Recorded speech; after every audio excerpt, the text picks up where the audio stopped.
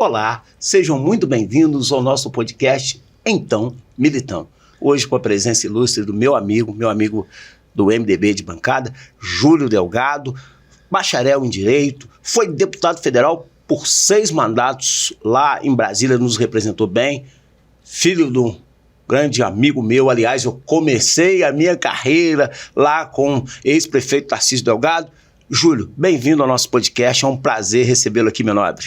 Então, Militão, um prazer estar aqui com você, é um prazer saber que você, da nossa época de início de carreira, mais ajudando as campanhas do meu pai, hoje você se tornou um comunicador, um vereador, uma liderança da cidade, uma pessoa que exerce essa sua liderança nas suas comunidades, no povo que você representa. Eu fico muito honrado de estar aqui com você, nesse seu podcast, que você já mostra que você tem outras qualidades. Se dá para você, quando terminar o mandato de vereador, se você não for deputado, você vir para a carreira aí do jornalismo, que você tem tudo a ver. Parabéns. Estão falando isso, Júlio. Inclusive, na época do seu pai, nós tínhamos lá uma rede popular, FM.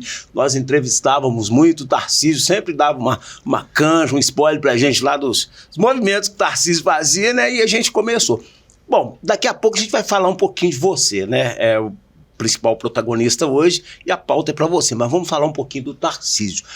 Você hoje traz um nome muito grande, né, uma responsabilidade muito grande. O ex-prefeito Tarcísio Delgado foi um dos maiores prefeitos. Eu trabalhei com o Tarcísio Delgado, comecei a minha campanha com o Tarcísio. Verdade. Interessante aqui para os nossos, nós estamos aqui nos bastidores com os meninos aqui, e com a menina, né?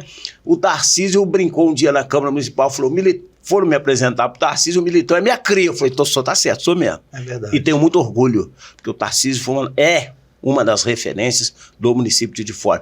Como você se sente trazendo essa responsabilidade no seu ombro? Atuou muito lá no cenário como deputado federal, mas agora aqui para a cidade, que seu pai foi várias vezes prefeito, né, no município de Juiz de Fora. Como você se sente com essa responsabilidade? Me fala, Júlio, antes de nós entrarmos aí... Militão, é um orgulho e uma dupla responsabilidade. Orgulho de saber que a gente, ao retornar para o MDB, né, eu e meu pai, a gente traz de volta um legado de tudo que ele fez para Juiz de Fora e deixou plantado para Juiz de Fora.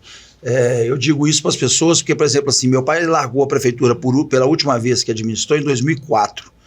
Então, quem tinha 6 anos naquela época, hoje está com 26, 27. Quem tinha 8 anos, está beirando os 30 anos, talvez não saiba, se não for contada pelos familiares e pelo pai, qual foram as administrações e as gestões do meu pai revolucionárias. A ponto de que a gente tem hoje, por exemplo, um planejamento estratégico que ele deixou para a cidade, de desenvolvimento sustentável, de crescimento organizado da cidade, e que ficou na gaveta durante esses 20 anos. A gente tem que atualizá-lo, lógico, a gente tem que resgatá-lo, mas esse é um propósito que ele fez com a participação de todos vocês. E eu lembro muito bem da sua inclusão, então jovem, militando junto com a gente, começando lá em Santa Cruz.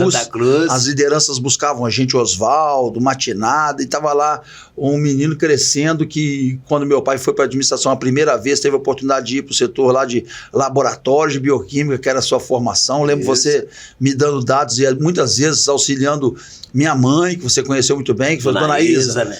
Vou fazer aí, vou pedir para colher o exame para a senhora aí. Eu lembro disso, você que organizava e começava a dar os primeiros passos na sua carreira e tudo. Então, essa é um legado, é uma responsabilidade, um orgulho, volto a dizer, de hoje a gente poder resgatar muita coisa disso, mas essa responsabilidade é dupla, porque eu tenho que corresponder aos anseios daqueles que me conhecem, que sabem do meu trabalho, mas, acima de tudo, eu não posso decepcionar aqueles que muitas vezes são simpáticos a gente e estão aí nas ruas colocando: olha, eu votei em você por causa do seu pai. Tem até uma história muito engraçada, o pessoal do bastidor sabe aqui. Tem muita gente que chega para mim e fala assim: olha, você me desculpa, não me leva a mal não fica aborrecido comigo não. Eu só votei em você por causa do seu pai. Aí eu falo para você acha que isso me desonra? Você acha que isso me tira algum denodo do que você não está votando em mim por minha causa, está votando em mim por causa do meu pai? Pode ter certeza que a minha escola foi dentro de casa. Meus ensinamentos na política, apesar de eu ter militado na política estudantil, quando meu pai ainda não era prefeito, mas a gente deu os primeiros passos ali, mas esse sangue veio de lá. Tanto que na minha casa somos 5 irmãos e eu não sou o mais velho, eu sou o terceiro. né? E eu digo que o único que seguiu a carreira política do meu pai fui eu, porque tinha esse gosto e porque já por esse gosto acompanhava as campanhas dele desde menino mesmo. Então, sei dessa responsabilidade, do tamanho do que eu tenho a empreender e de corresponder a essas pessoas. Falam assim, olha, eu votei em você por causa do seu pai. Eu falo assim, você votou muito bem. Pode ter certeza que meu pai vai se orgulhar disso e eu tenho certeza que eu vou poder corresponder não só à sua expectativa com relação a eu ser filho do Tarcísio, mas também por eu ter consciência do papel que eu tenho que cumprir. Então, eu estou muito satisfeito e as pessoas podem ficar ao contrário. Tem gente que fala assim, eu não votei em você por causa do seu pai. Aí eu iria ficar preocupado. De outra forma, pode ter certeza que só engrandece e aumenta essa responsabilidade nossa. Vou te contar um segredo. Primeiro, não sei se você sabe, eu moro na rua Otílio Militão, com o nome do meu pai. Foi otorgado para ele no ano de 1972, lá atrás, né? Só para os internautas terem ideia. E aconteceu um fato hilário, que eu estava numa das eleições, né? O senhor falou, olha, rapaz, teu pai era homem, tá? Quero acreditar essa responsabilidade também em você, eu sou Antônio, né? Então ele daqueles homens antigos que, né? E graças a Deus depois ele falou, olha, tô honrado contigo de ter acreditado em você, no seu mandato, você vem trabalhando com seriedade. A genética não falha não, em todos os sentidos, né? É muito bom que a gente possa escutar, você possa escutar isso com relação ao que você teve da responsabilidade do seu pai e eu também. O que muito me preocupava é essa honradez. Meu pai hoje está com 88 anos, graças a Deus bem, mas o que ninguém pode falar dele nessa carreira, nessa vida dele, é que ele cometeu algum ato de deslize, algum ato que possa estar sob suspeição, algum tipo de investigação.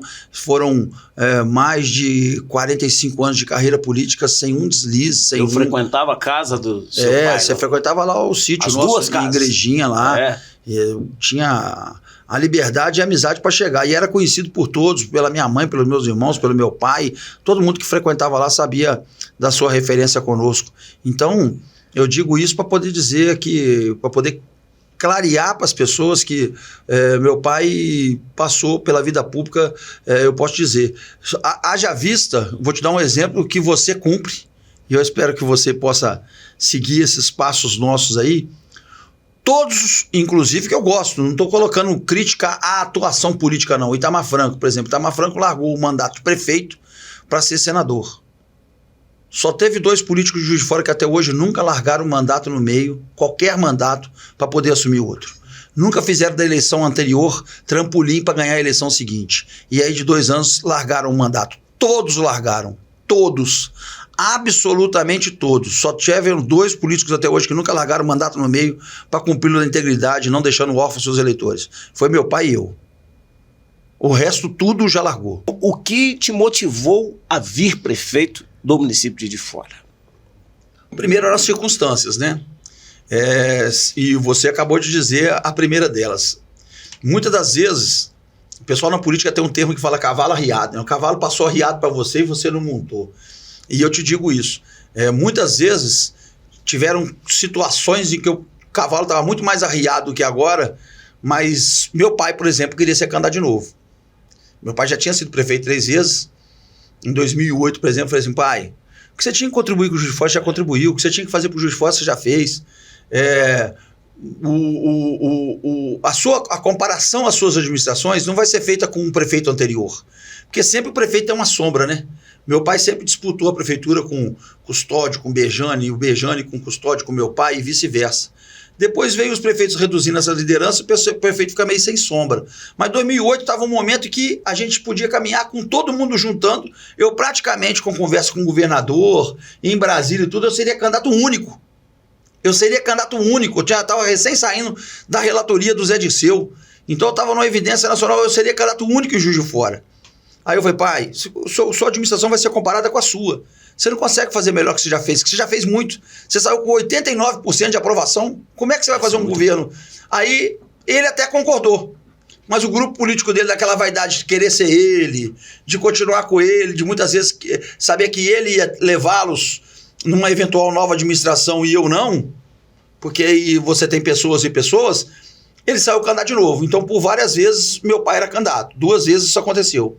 E depois veio a situação do Wilson. O Wilson é um companheiro, um amigo, que a gente fez na vida, e eu trouxe para a política, depois ele veio para o PSB, que era o partido que eu estava, historicamente, que eu fiquei 20 anos, e no PSB o Wilson veio com o propósito, assim, eu posso caminhar para ser candidato.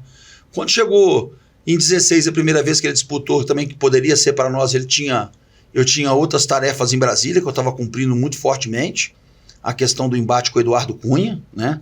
A gente estava no auge daquilo em 2015, eu não podia largar aquele processo, e muitas das vezes isso teve repercussões, tanto que em 16 teve eleição municipal, mas nós tivemos uma alteração da mesa da Câmara de Deputados, a mesa diretora. E eu disputei com eles e tudo. Então, tinha um embate muito grande. Aí o Wilson foi candidato. Chegou em 20, era um direito dele disputar novamente, porque ele tinha tido um excelente desempenho. Foi. E agora as circunstâncias vieram isso. Até porque, né, você é uma pessoa de fé, temente a Deus, sei disso. Com certeza. E o que eu te digo é isso. Nossa vida é pautada Um dia eu por Deus. peguei uma senhora que falou comigo assim, olha, nem sempre Deus abre a porta que você quer que abra. Você pede para ele abrir a porta para você, para ele abrir as portas. Mas às vezes ele abre uma porta e você fica cego achando que a porta é outra. Precisou dele fechar a porta de você ser deputado, né? Você não ter mandato, porque você ficava com essa... Se você tivesse ganho a eleição, você seria candidato a prefeito? Eu falei, talvez com essa responsabilidade. Eu tive 42 mil votos fora de Juiz de Fora. Teve gente que votou em mim dessa vez no estado inteiro. E aí, com essa responsabilidade de não desonrar o voto, não deixá-los órfãos, eu poderia, talvez, pensar duas vezes. Precisou dessa porta ser fechada, para ele me mostrar um outro caminho e falar assim, agora sua porta é para dedicar, hoje eu vou largar ninguém órfão, eu não tenho mandato, não tenho responsabilidade com esses que votaram em mim, porque eu não estou exercendo o mandato, né? Então eu estou livre, leve e solto. Então dessa vez, mesmo o cavalo, eu acho que ele está botando um arreio, eu acho que a gente está chegando num ponto, mesmo ele não estando totalmente já arriado, mas nós vamos correr para pegar ele no galope que a gente vai dar conta do serviço. Com certeza. Deixa eu te falar, vamos entrar agora em algumas pautas, né? Eu tenho visto alguns vídeos seus, né? Todo mundo aqui acompanha, né? E alguns internautas nos perguntaram. Vamos entrar primeiro, educação. Você tem falado que a educação temos que fazer além das obrigações, né? Que o que está sendo feito é obrigação. Você teria mais alguma coisa que a gente pudesse acrescentar na educação? O que você me fala hoje da educação? Eu vou falar para você, mas vou parar nesse tema, porque o que está acontecendo? Graças a Deus nós estamos trabalhando, você participa disso, nós estamos trabalhando na elaboração de um plano de governo. Nós vamos ter uma proposta que nós vamos apresentar para a cidade. Mas dá um spoiler aí, fala alguma coisinha. Em vários pontos. Mas como você é muito ouvido, o que está acontecendo? Eu já participei de outros podcasts, de entrevistas, e o que está acontecendo com os meus colegas concorrentes, que é um direito, mas eles estão copiando tudo que eu estou falando. Os caras não têm proposta, fica copiando. Eu falei sobre a questão do contorno ferroviário. Outro dia teve um debate lá em Belo Horizonte, na Assembleia. Um dos concorrentes participou, não tinha o que falar. Falou, nós temos que promover o contorno ferroviário, tudo que eu tinha dito. O outro foi discutir sobre a questão da solução para o hospital regional. Ali, caminhando na direção, eu não vou falar que ali mas na direção da Zona Norte, que era o hospital regional. Aí eu falei que nós temos uma proposta para lá, que nós vamos fazer um centro. A pessoa foi e falou a mesma coisa que eu disse. Mas o Chacrinha sempre falava, o homem não cria, ele copia. Mas eu falo que copiar o que é bonito não é feio. Feio é copiar o que é errado. Que é interessante. É que a gente está caminhando para isso. Está caminhando no rumo certo. A educação não é só pagar piso salarial. Piso salarial é obrigação, pô. Pagar piso é obrigação. O que você dá, você não pode criar Juiz de Fora distorção de níveis de professores da mesma qualidade. Juiz de Fora tem professor da rede municipal e da rede estadual. Ao você pagar o piso, que o Estado também tem que pagar, mas você fazer o escalonamento de reajuste para o professor no nível das outras categorias ficam devendo, outras categorias da administração pública municipal, e cria uma distorção do professor estadual. Essa questão, ela tem que ser revista para que você chegue com o estadual, e aí uma conversa com o Estado da altura para poder igualar, para que todos possam estar no mesmo nível salarial. Mas piso é obrigação, tem que pagar, tem que dar o reajuste, é justo, é necessário e é devido. Isso está na Constituição, ponto. Agora, e o extra classe? E o tempo que um professor passa em que pode ser considerado para ele poder ter a vantagem da aposentadoria com alguns anos a menos do que o trabalhador normal, né? Este professor tem que ser em sala de aula ou pode ser fora da sala de aula. E os outros categorias da educação, os serventuários, os auxiliares, os terceirizados que participam da faxina e da limpeza da escola, o corpo discente, os alunos do preparo para que eles possam ter condição, a questão da excelência do aluno, o professor que detecta um aluno que está à frente do nível dos outros alunos, se ele tiver muito avançado, se ele não passar de série, e hoje não é permitido, ele pode sofrer o bullying pelos outros colegas, pelo preconceito, porque ele é mais preparado, está mais avançado que aquilo. Tem uma lei municipal de autoria minha, combate ao bullying, tá? Pois é. E pra você ver como é que é. Então, se ele é muito preparado, ele sofre. Se ele é muito menos preparado, ele também sofre. Então, você tem que dar a estes, o que não está no nível da classe, um tratamento diferenciado. Você tem que tratar iguais igualmente e desiguais desigualmente. O que está com um retardo no aprendizado e um que está com um avanço no aprendizado, você tem que dar a qualidade. O professor tem que ser escalado para isso. Não, então, você tem que qualificar a questão do professor extra classe. A quantidade de tempo de serviço dele dentro de sala de aula e fora de sala de aula. O que ele faz em casa, porque o pessoal acha que o professor é só na hora que ele dá as 4 horas de aula dele e vai embora. Só que ele vai em casa, prepara a prova, corrige prova, faz... Esse horário é contado? Para que ele possa estar contabilizando o tempo dele de serviço? Não falo nem a questão do piso, da jornada de 20, 40 horas que é dado pro professor. Mas a questão do piso é estabelecido em cima disso, mas e o tempo de serviço? Entendi. Tem que ser estabelecido em cima disso também. Então tem várias questões que a gente está preparando uma proposta para quê? Para que possa ter um equilíbrio entre dentro da classe da sala de aula, fora da sala de aula, para feito de contagem de horas e de tempo de serviço dele, para que ele possa se aposentar com a dignidade que tem, que o professor, o que ele passa não é digno de que ele possa estar aposentando na mesma idade do restante dos profissionais.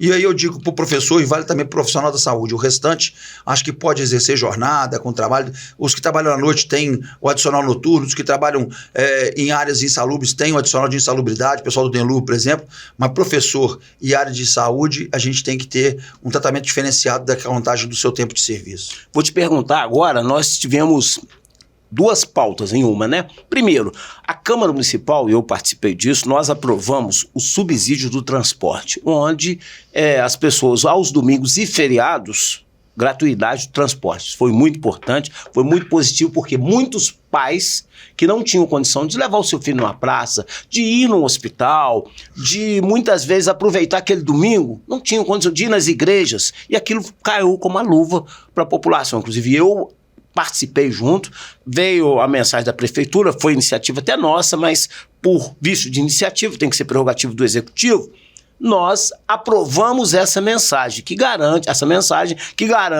ao juiz forando, através do subsídio, gratuidade do transporte aos domingos e feriados. E também essa questão do transporte, que saiu de uma situação meio triste, até judicializada, agora que, junto com a Câmara Municipal, temos tentado reorganizar. E o seu trabalho com a Câmara Municipal? Como vai ser sua relação, né? Você está num partido, nós sabemos que a Câmara geralmente é pluripartidária, vários partidos que compõem a Câmara Municipal. Qual será a sua relação com a Câmara Municipal? 2 perguntas já para aproveitar aí a sua... Primeiro, te dizer claramente que existem outras prefeituras no Brasil que trabalham com a questão do subsídio. Isso. Mas ela trabalha também com a questão do subsídio no valor da tarifa. Belo Horizonte e Uberlândia, por exemplo, faz isso. Seria uma mensagem dá sua, subsídio para a empresa, mas se barateia o valor da tarifa. A tarifa em Belo Horizonte devia ser em torno hoje de R$6. A tarifa de Belo Horizonte hoje é 4,20, dependendo, porque tem uma variação para a região metropolitana, que o Juiz de Fora possa ao longo pensar nisso. Mas e a tarifa deveria ser 6. A prefeitura paga essa diferença. Porque a verdade é o seguinte, eu vou te fazer uma pergunta que a gente está aqui. Não existe almoço de graça. Com certeza. Existe almoço de graça. Né? Para você comer uma comida de graça, alguém está pagando porque tem o cozinheiro para fazer, tem a comida para fazer, tem os ingredientes que têm que ser usados, que têm que ser comprados e tudo. A mesma coisa vale para transporte público.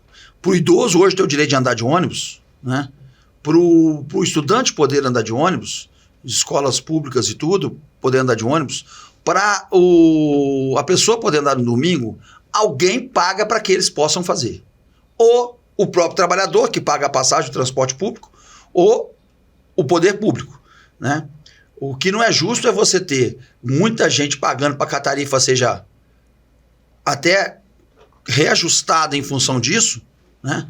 e um outro tanto como o idoso, que é um direito, o estudante, que é um direito, a conquista que vocês votaram no domingo, a questão também que é um direito conquistado para isso, mas alguém paga para que isso. Aí, ao você pagar, né, a prefeitura subsidia, mas a tarifa não cai, e aí tem um decreto que é tornado sigiloso por 10 anos para poder discutir o valor da tarifa.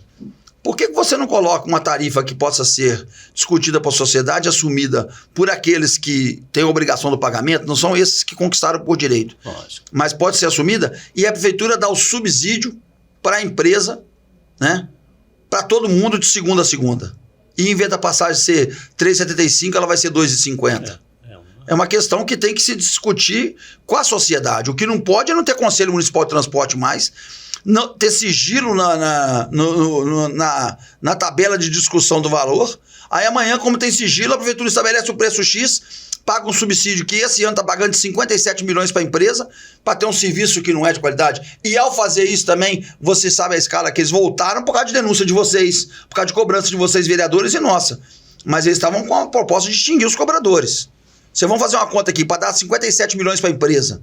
Será que 600 cobradores, 800 cobradores, ganhando salário de 2 mil por mês, vai estar pagando 800, 2 vezes 8, 16, 160 mil por mês. No ano, isso dá 2 milhões. A empresa recebe 57 e tem que acabar com o cobrador para voltar o cartão. Essa é uma evolução, e tal. Agora, como auxiliar de transporte, um motorista não tem condição de, enquanto não tem o cartão 100% para todo mundo, de estar dirigindo, tocando o trânsito, abrindo e fechando porta, tomando conta daqueles que tentam evadir o ônibus, ajudando o idoso, ajudando a criança, ajudando o portador de deficiência e ainda dar troco para os outros. Isso é impossível, você não pode cobrar dele essa qualidade. Então, a empresa, ao ter subsídio dessa forma, que hoje é dado em Juiz de Fora, mas o retorno é tão pequeno, ônibus lotados, de má qualidade, sem atenção, terminando com os cobradores. Agora todo mundo é cartão magnético, não existe mais dinheiro, agora é no cartão, não tem mais. Bota o cobrador como auxiliar do motorista, para poder auxiliar, fazer isso, inclusive proteção. Na hora que a pessoa, ele pode descer e auxiliar um idoso, o motorista tem que parar o ônibus, puxar o freio de mão, sair lá para botar, por exemplo, um cadeirante para dentro do ônibus. Isso é uma coisa que não é papel dele.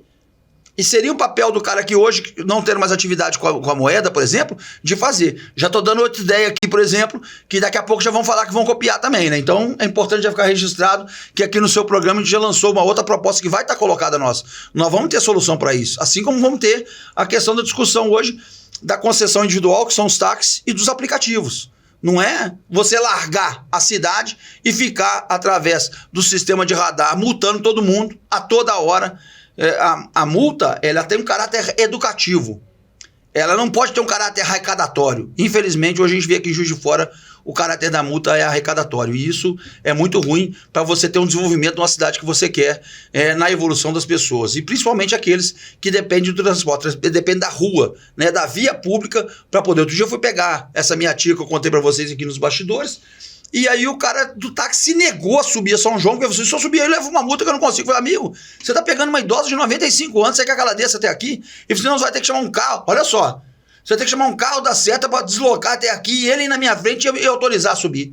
Isso demorou 20 minutos. Aconteceu comigo. Eu tive que chamar a seta, o seta deslocou um carro, o rapaz foi lá no carro da frente e autorizou que a polícia entrasse. Então, em vez de entrar um carro na São João, que é a parte fechada, entrou 2. Aí o táxi virou e voltou. Ele foi por cima. A minha tia mora na São João, aqui na parte de baixo, quase perto da Batista. Ele foi lá até na Rio Branco. O carro atravessando a São João. Será que isso é uma maneira correta de proceder com o transporte público na cidade? É isso. É que nós vamos discutir, é isso que vai estar nas nossas propostas, nas 15 propostas da Janela Elaborar. E a gente já está dando vários spoilers aqui no seu programa. E com relação à questão Você perguntou do transporte e da relação com os vereadores. Militão, você me desculpa. A prefeitura atual tem 15, 16 órgãos de primeiro escalão. São 19 vereadores só, que vocês aumentaram para 23 corretamente, para poder aumentar essa representação da cidade. Juiz de Fora estava desproporcional. Todas as cidades do Porto de Juiz de Fora já tem no mínimo 23. Pra você ter ideia, o governador Valadares, que eu falei aqui, tem 25. Né? O Berlândia tem 27. Tá? Contagem tem 31.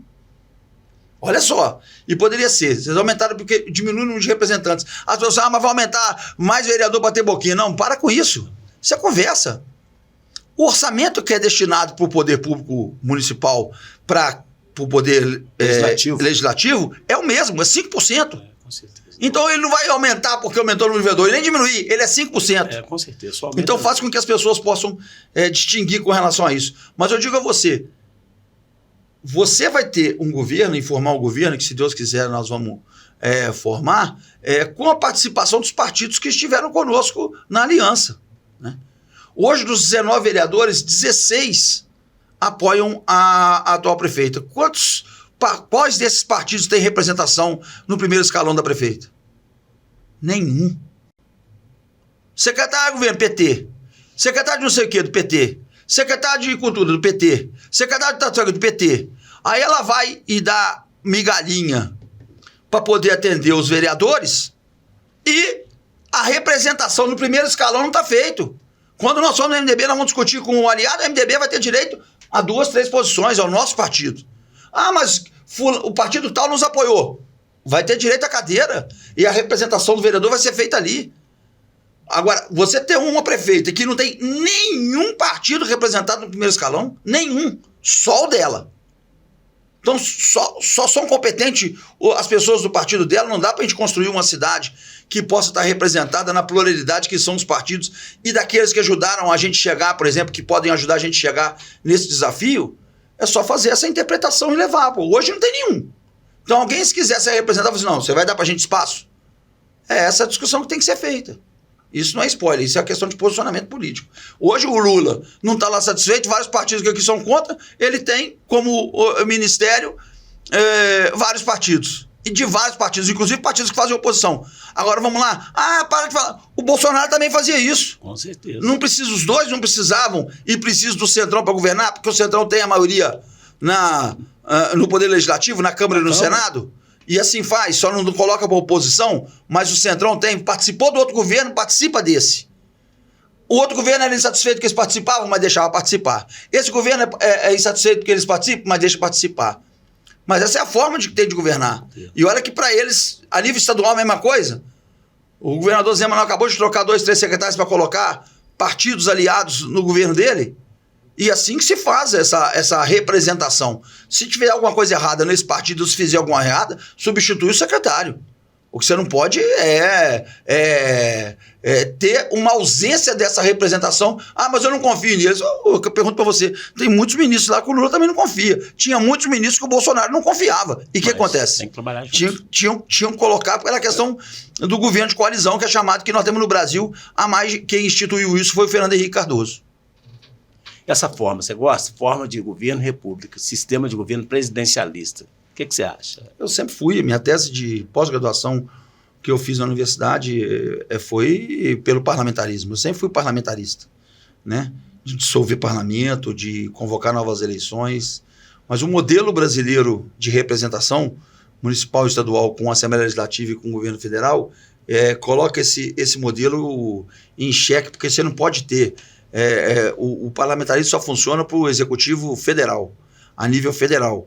Câmara, Senado, eu sempre fui também unicameralista. O que é isso? Defender o Congresso com uma Câmara só. Né? Fica a questão histórica. Hoje, os únicos senados que não exercem a função revisora da Câmara, um é histórico, da questão que vem desde o Império Romano, que é a questão do Senado Romano, e o outro é os Estados Unidos, em que os senadores têm muito mais força, inclusive não são revisores dos deputados, e nem os deputados são revisores. Quem é votado no Senado nem vai para a Câmara. Nem vai para a Câmara. Aqui que tem essa visão. Mas eu sempre fui parlamentarista e unicameralista do sistema federal. Você não consegue dividir o parlamentarismo por estados e estados, que os estados têm tamanho, população e economia diferenciada, né? Como é que você vai ter parlamentarismo em São Paulo? Funciona, mas como é que você vai ter parlamentarismo no Amapá? E você não pode adotar o sistema num estado e não adotar no outro. Com certeza. E aí vai também muito isso para a questão municipal, né? Aí piora. Juiz de Fora, a cidade comporta. Quantas cidades de Minas comportam? 15. E as outras 650 que tem população inferior a 20 mil habitantes. É muito difícil. Várias delas aqui no nosso entorno. Não tem a menor condição disso ser implementado dentro dessa realidade. Então, a gente, infelizmente, pela realidade, apesar de na teoria eu sou parlamentarista, a gente tem que viver nesse sistema presidencialismo de coalizão, que, volto a dizer, foi inaugurado pelo Fernando Henrique quando começou a compor o seu governo. Só entrei no mérito porque você deu só para gente. Mas vamos de fora aqui. É o importante, saúde. Nós constantemente temos reclamações, Júlio. Saúde temos aí mais de 1 milhão de emendas que nós fazemos para UBS, para várias instituições, maternidade, a CISPES, HTO, Associação dos Cegos, mas mesmo assim é um poço sem fundo. O que você tem alguma solução para... Para não adiantar. Também nem agora a saúde, não vou ficar dando mais spoiler, não. Agora aqui nós vamos falar só por alto. O que não pode na saúde é você lançar a proposta e você brincar com a inteligência ou com a capacidade da população que sofre pelo sistema. Você não pode lançar uma proposta de revitalização do pronto-socorro e o que ele está fazendo hoje é pintando os fundos para tampar as infiltrações com as cores aqui da pastelaria mexicana. Isso não dá. Leva para o cidadão, faz uma enquete, faz uma maquete em 3D, vai ser até proibido na campanha eleitoral, inteligência artificial, coloca o pronto-socorro como se fosse o mais moderno do mundo, bota lá as imagens com as pessoas se movimentando e tudo, a pessoa acha que aquilo vai ser uma coisa assim, nossa senhora, um hospital desse, o pronto-socorro, do jeito que ele foi apresentado na maquete em IA, inteligência artificial, em 3D, ele é muito melhor do que os hospitais privados de Juiz de Fora, mas muito melhor. Mas muito melhor. Agora vai lá ver a realidade. O que eles estão fazendo é pintar os fundos, né, multicolor, para poder tampar infiltrações. Isso não dá para brincar com a população, com essa carência, com essa deficiência. Uma falta de posicionamento do poder público municipal, porque a gestão da saúde é municipal. Não adianta a gente discutir. Porque está sendo feito o hospital regional e vai ser concluído o hospital universitário. É para atender uma gestão municipal. Os encaminhamentos são feitos. O que não pode hoje é a retenção de recursos dos hospitais que atendem Juiz de Fora, filantrópicos, tá? Os hospitais SUS, Ascôncer, Maternidade Terezinha de Jesus, João Penido, aqui Santa Casa, retenção de recursos, esses hospitais ficaram na penúria e o sistema de atendimento básico que fica feito nos bairros, programa de saúde da família, enfermeiro e tudo, não tem dignidade de atendimento. Isso não pode acontecer. O sistema de saúde de Juiz de Fora tem que ser todo revisto, com participação da qualidade. Haja vista que agora, na última disputa da ouvidoria do Conselho Municipal e da Procuradoria Municipal de Saúde, a Prefeitura perdeu todas. Todas que ela disputou, ela perdeu. E as pessoas que saíram de lá, desses setores, estão colocando que a gente precisa discutir a questão. Não adianta falar que nós recebemos a ministra aqui, demos uma medalha para ela e conseguimos umas 50 unidades de saúde da família. Aonde? Ampliou em qual bairro? Qual que é a maior deficiência? Qual bairro que sofreu isso? O que eu posso ver é que saúde não é você tratar a doença. Doença você trata nos hospitais. Saúde é você tratar o preventivo. Pra você ter uma ideia, junto com o setor de zoonose, nós tivemos paralisação do sistema do fumacê. Aí a justificativa é que se a gente botar o fumacê na cidade, mata o pernilongo, mas também mata as abelhas. Eu quero saber qual abelha que produz ninho e mel nas árvores do centro de Juiz de Fora. Se me acharem 1 ou 2 ou 3, me apresenta aqui que eu vou começar a ser defensor dessa área. Eu sei, a abelha só produz mel onde é que tiver floração. Floração para poder ter pólen. Então vai ver quais dessas árvores tem flores para poder fazer. O que foi arrancado e o que foi colocado como justificativa é que essas árvores que não tem uma flor, que é só árvore para sombra, que foram colocadas, que estão nos bairros da cidade, em vários deles. Tem lugar que tem fruta, tem lugar que tem flor? Tem, é verdade. Agora, isso impedir que você possa passar o fumacê para a gente ter essa epidemia alargada de dengue, nós já estamos entrando no inverno. Estamos literalmente no inverno e continuam as pessoas sendo internadas com dengue em Juiz de Fora, com chikungunya. É uma vergonha. Nós estamos chegando quase ao final, Júlio, mas eu tenho a última pergunta para você e depois você pode fazer as suas considerações finais. O que o juiz forano pode esperar do ex-deputado por 6 mandatos, Júlio Delgado, que atuou na Câmara Federal por muito tempo, aqui no município de Juiz de Fora? né? Todos nós, né, juiz-foranos, esperamos, né? Estamos escutando, ouvindo. O que o juiz-forano pode esperar de você? Você tem alguma área que você quer pontuar? Fique à vontade. Aqui é a sua casa. Militão, dizer para você muito claramente, muito fortemente a respeito disso. Nós temos preparado propostas viáveis, não vai ser, ninguém vai lançar aqui enciclopédia de governo, vai ser um livreto com as 15 propostas que leva o número do nosso partido para a gente poder fazer execuíveis para Juiz de Fora, né? O que o Juiz de Fora pode esperar é disposição, o que pode esperar é dedicação. Eu falei para todo mundo isso e repito aqui para você. Para quem eu tenho oportunidade, eu tenho dito. Eu estou pronto. Estou pronto para poder dedicar os próximos 4 anos da minha vida para Juiz de Fora. E dedicar, aí eu vou assim, mas esse cara vai ganhar a eleição, vai largar. Eu não vou largar. Sabe por que eu não vou largar? Porque eu nunca larguei. Quem já largou pode largar de novo. Quem nunca largou é porque eu vou cumprir. E digo isso. E não vou deixar para fazer as coisas no último ano de governo só pensando na reeleição, não. Pensa no novo mandato. Digo aqui para você, vou dedicar os próximos 4 anos. Sou contra a reeleição. Sou a favor do mandato de 5 anos sem reeleição. Porque se tiver que fazer, faz. Prefeito, quando ganha o primeiro mandato, ele fica 3 anos sem fazer nada. E agora nós estamos vendo a avalanche de obra aí. Quando chega nos últimos 6 meses, para poder ser reeleito, para ganhar um novo mandato, aí ele resolve fazer as coisas. E aí ele pode garantir. Então o cara fica parado 3 anos e meio, para em 6 meses tentar fazer as coisas para poder garantir um novo mandato. Não. Nós vamos estar prontos a partir de 1º de janeiro começar a exercer a função de prefeito de verdade. Sem terceirizar, ser o prefeito e assumir, com equipe competente e responsável para dar resposta nos setores. Então a gente está com disposição para o serviço, com vontade de trabalhar e com a dedicação assumida para ficar os 4 anos, fazer os melhores 4 anos da minha vida serem dedicados a Juiz de Fora full time, o tempo todo, para você, para que Juiz de Fora possa estar num momento, daqui a 4 anos, melhor do que a gente está hoje passando essa administração de 20 a 24 para poder exercer os próximos 4 anos. Eu espero que eu tenha oportunidade e que eu tenha, vamos dizer, o interesse do cidadão e do eleitor em aproveitar esse nosso tempo, essa nossa história, esse nosso legado com meu pai, esse nosso aprendizado, essa bagagem acumulada em Brasília. Eu, graças a Deus, eu tenho as portas abertas onde for em Brasília, fora de Brasília, fora do Brasil, contato com pessoas discutindo para que a gente possa ter condição de falar assim, opa, lá de fora tem um prefeito que a gente conhece, sabe que tem credibilidade, que é correto, que é honesto e que pode empreender aquilo que ele está desejando. É isso que eu estou desejando para Juiz de Fora e eu tenho essa oportunidade muito honradamente dedicada e aberta por você aqui no Então Militão. Um prazer estar aqui com você.